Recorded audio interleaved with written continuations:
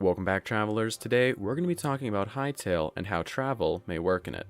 So first off, how much traveling are we going to be doing? Well, that we know of, there are 6 zones in Orbis, and from the screenshots we have, we really can only assume that each zone is going to be a couple hundred blocks to maybe a couple thousand blocks, but we can say that walking is probably not the most efficient.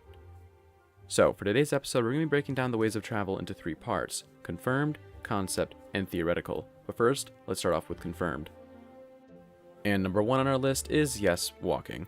Nothing advanced, but it gets the job done. Next up, and quite fancy, is the hot air balloon.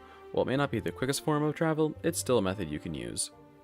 Now, with just a quick look at the trailer, we got a glimpse at our next option, the back propeller. You know, I'm not really sure how this is going to be powered, but I can't wait to find out. 4th on our list is mounts. Now, while we don't know all the different types of mounts we'll be able to use, we do know for sure this will be definitely an option, and probably a pretty good one. Now, during the trailer, we also did a little bit of a sneak peek at the boats and the mine carts, which have a pretty interesting jumping mechanic that has me intrigued.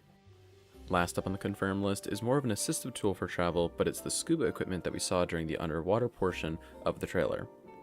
Moving on to the next topic, we have the methods of travel shown in concept, and if you ask me, these are pretty much the coolest ones. Starting on the top left, we have the jetpack. Now, I honestly have a lot of questions on how this will work, so feel free to comment what your thoughts are if you have any.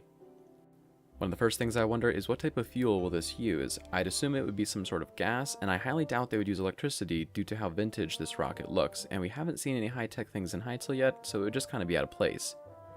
Another thing I wonder is if it'll work like Minecraft mods do with you flying vertically, or if it'll be more like an elytra where you can fly in any direction, but I guess only time will tell. Next up on the top left, we have the mechanical wings. At first glance, these remind me a lot of the elytra, but there's a little bit more potential when it comes to these wings. Some of the mechanics that they could add for these is the possibility to add a key toggle to open or close these whenever you do or don't want to fly. Another thing that they could do is add the ability to flap like a bird kind of, although I don't think that they'll do that, so we'll see. Now down at the bottom we have a parachute. There really isn't much to say about this, however I did want to make a quick mention of it. Last but not least, for the concept art, in the top middle we have a diving device. At first glance I kind of just brushed this off as being the scuba equipment from the trailer, but if you notice, this one only has a single tank.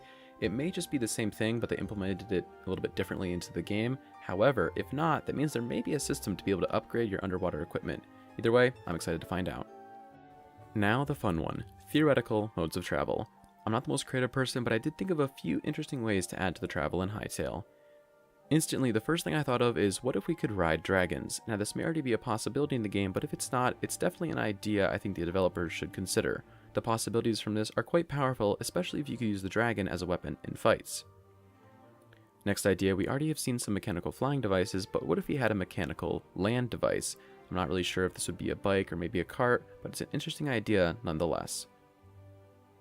Now for moving a lot of players at once, instead of just boats, what if we also had ships designed to carry around 10 or 20 people?